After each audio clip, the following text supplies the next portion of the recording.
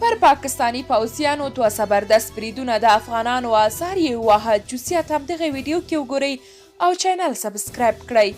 وسوالو کسانو 15 پاکستانی پوځیان هلاک کړل. د پاکستان د کراچۍ ښار په محمود آباد ګیټ سیمه کې د پاکستانی پوځیانو پر موټر چاودنه شوې.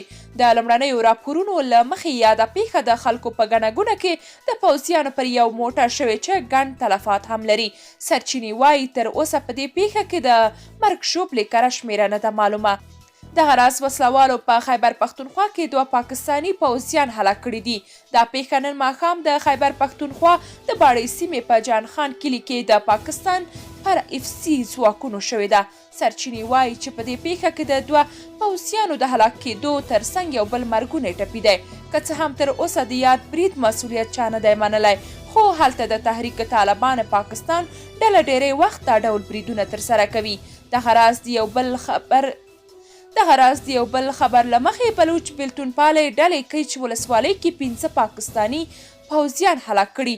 یا دې ډلې د بلوچستان په کیچ ولسوالۍ کې پر پاکستانی پوځیانو برید کړی چې په ترڅ کې 15 پوځیان هلاک شوي او 3 نور مرګوني ټپیان دي.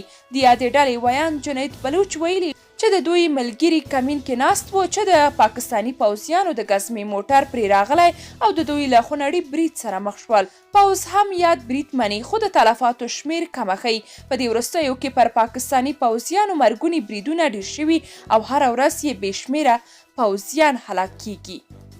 درنو لیدونکو، تاسو که د دې موضوع په اړه کوم نظر لرئ کومنټ کې شریک او چینل سبسکرایب کړئ.